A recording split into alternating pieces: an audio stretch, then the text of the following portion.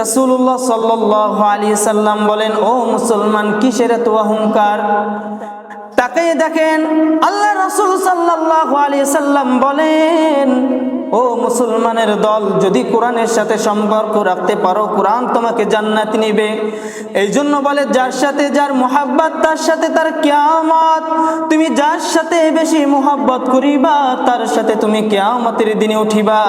যদি ইবলিসের কথা অনুসরণ করিয়া যদি জীবন যাপন করেন, কাল কিয়ামতের ময়দানে ইবলিসের সাথে আপনি কাল কিয়ামতের ময়দানে উঠবেন। ওই মুসলমান ডাক দিয়া বলবে, ইবলিস, দুনিয়ায় বসে আমারে তুই কত দাগা দিয়েছিলি, আজকে আমার সাথে তুই কির জন্য আসলি?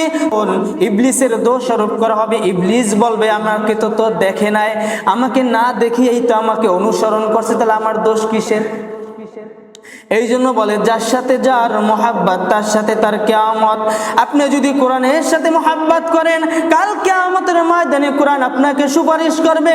যেমন নাকি তাকিয়ে দেখেন, যখন একটা গাছ হয়, ওই গাছ দিয়া যখন কাঠ হয়, কাঠ হওয়ার পর ওই কাঠ দিয়া যখন আপনি সোফা বানান, ওই কাঠ দিয়া যখন আপনি ডাইনিং টেবিল বানান, ওই কাঠ দিয়ে যখন আপনি চেয়ার বানান, ওই চেয়ারের উপরে আপনি বসেন, ওই খাটের উপরে আপনি যাই উঠে শুয়ে পড়েন, ওই খাটের উপরে পাও লাগে, আবার ডাইনিং টেবিলে পাও দিয়ে আপনি কি সুন্দর খাবার খান।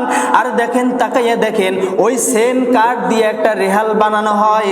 ওই রেহাল যখন বানানো হয়, ওই রেহালে যখন পাও লাগে, কেমন জানি অন্তরটা পুড়ে যায়, ঠিক না?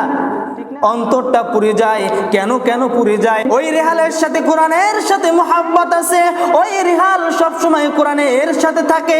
এই জন্য মহান রব্বুল আলামিন ওই কাঠের টুকরাটার দাম অধিক পরিমাণে বাড়িয়ে দিয়েছেন। এই জন্য বলে, কোরআনের সাথে সম্পর্ক রাখো, কাল কিয়ামতের ময়দানে ওই কোরআন তোমাকে জান্নাতে নিয়ে যাবে।